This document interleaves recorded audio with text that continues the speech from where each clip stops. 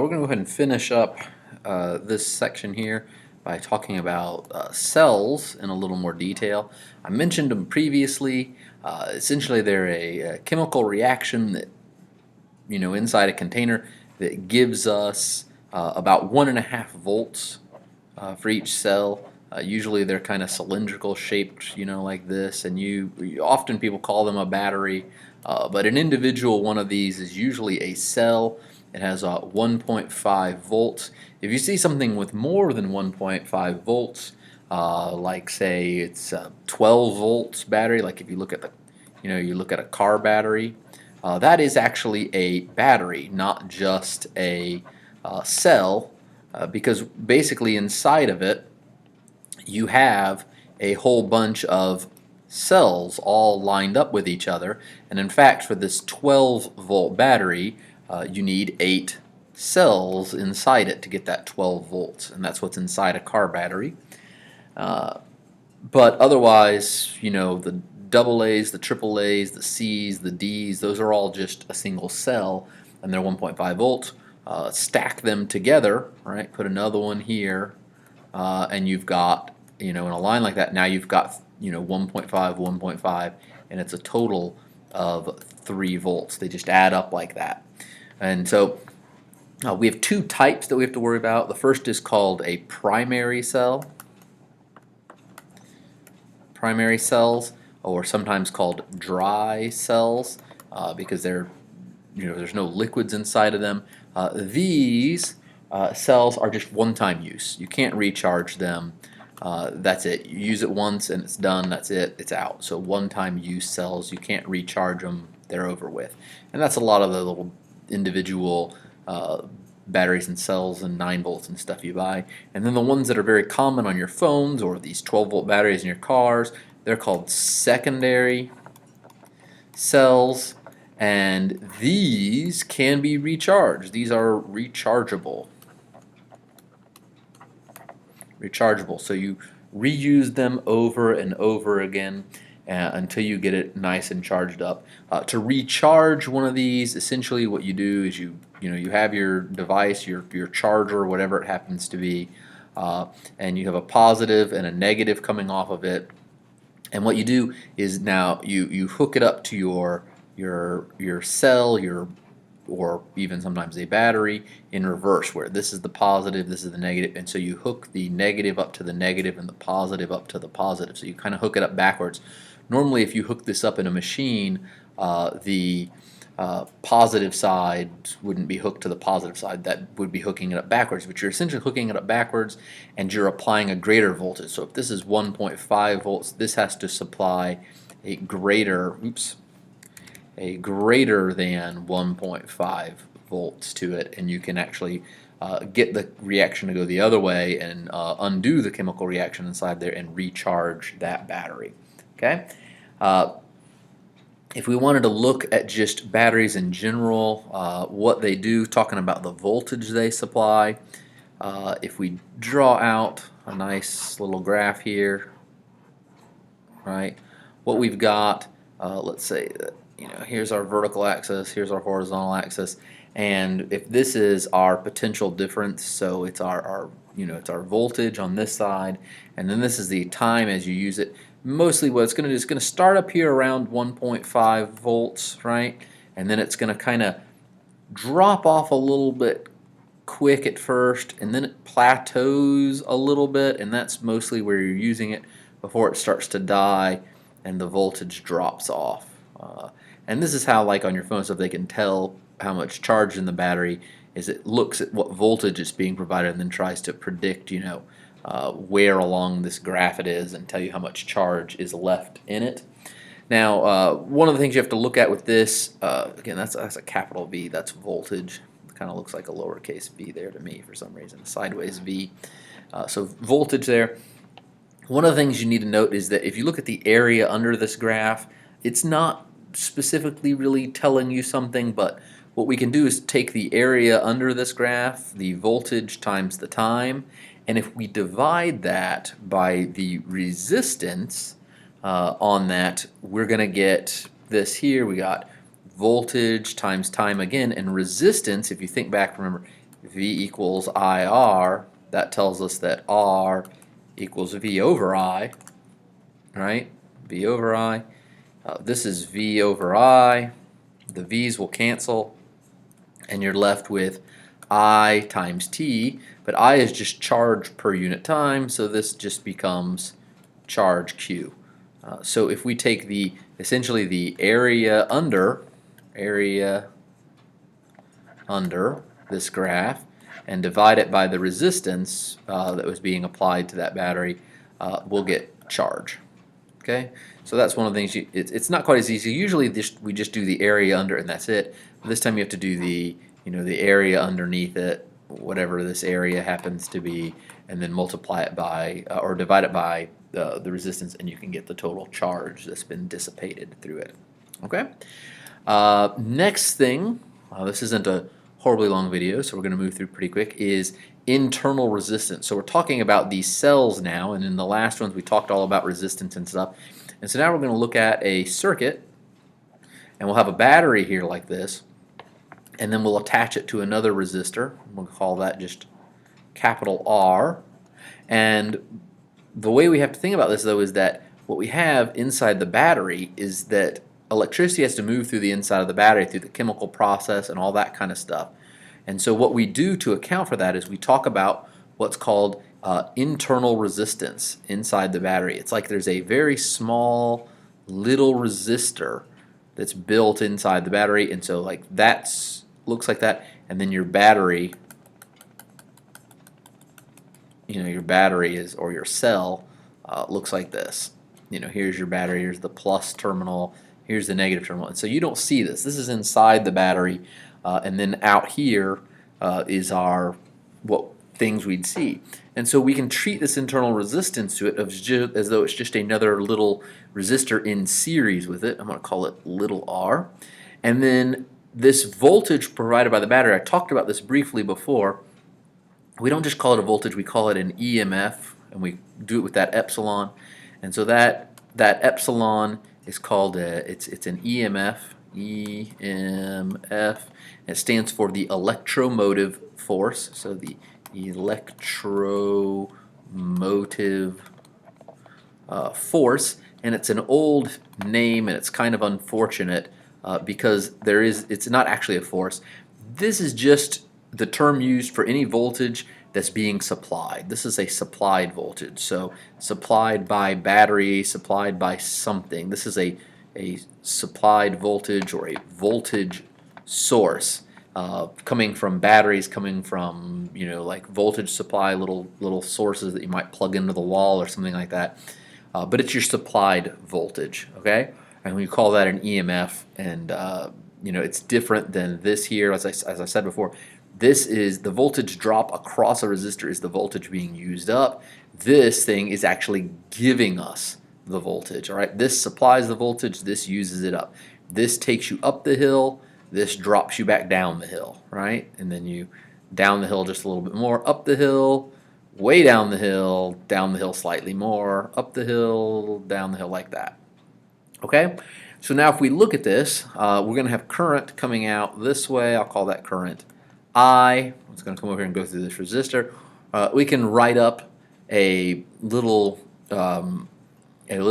loop rule for voltage, and so right here we've got plus the EMF, so we're using Kirchhoff's law. So we come over here, we have a drop down voltage of I times R, so this is minus I times R, and then we have another little drop down right here. We keep coming around, we drop down again, and it's another minus I times this time little r, and that has to equal 0. That's our Kirchhoff's loop rule. For the sum of the voltage drops surrounding loop is 0. That gives us this. Well, this IR right here, essentially, if we put remember the voltage is the same everywhere along a wire until you cross a component. So if I put a point here and a point here, say this is point A and this is point B, this would be, if I put my little volt measuring tool on here, it would measure the voltage across the terminals of this battery, which would be the voltage drop across this resistor. And so this IR IR we're going to say is equal to, IR is equal to the voltage drop from A to B, or also known as the terminal voltage. It's the voltage that you measure at the terminals of the battery, on the positive and negative side of the battery. And so we can rewrite this again as epsilon minus VAB, the terminal voltage, minus IR equals 0. Do a little rearranging, and you got the terminal voltage is equal to the EMF minus IR. And at this point, this becomes a very useful formula for us, because what we could do is go in and hook up different resistors to it to allow different amounts of current to flow, and we can plot this out. And by changing this R right here that's inside the terminal voltage, we'll change the terminal voltage. You can imagine that that has to happen as you change this one, that changes how it splits. So this is going to change our terminal voltage, VAB, our terminal voltage, and if we map that out versus current, actually this is the equation you're going to see. I'm going to rearrange it slightly, just a little bit, not very much at all. VAB negative IR plus epsilon, and now we have this Y equals MX plus B form. And what we'll have is we'll have a negative slope. It's going to have a y-intercept of epsilon, which would be our terminal voltage, and then it's going to have this negative slope going down like this, and the slope will simply be equal to negative R, which would be our internal resistance. So if we did this and mapped this out, we'd get a slope, straight line. Y-intercept is going to tell us what the EMF is, actually the internal EMF of the battery, not the terminal voltage.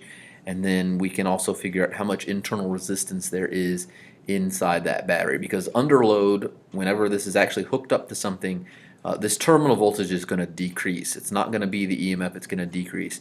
Another way you could do this would be to measure the terminal voltage without this being hooked up to anything, and then you would get, you'd essentially get epsilon. And then if you took that and just attached it to a very small resistor, and you could measure then the new terminal voltage and the current flowing through it, you could actually go through and solve this. So this would be just using the equation purely on its own. You'd have VAB, you measure epsilon, or the EMF without anything else attached to the battery, just under no load, that's called, minus I little r, and that whole thing has to equal, IR. That's what the terminal voltage is IR, right? Remember that from right here, we substituted it. You can take that, rearrange to isolate the internal resistance, and you'll get that it's epsilon minus VAB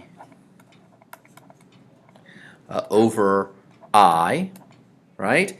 And if you think about this this I right there is what? If we go from using this really, I is equal to VAB over R, the resistor that we attach to it, and we can substitute that in, and when we substitute that in, we get a VAB in the denominator. It's divided by R, and so the R goes up to the numerator, R, times epsilon minus the terminal voltage, VAB.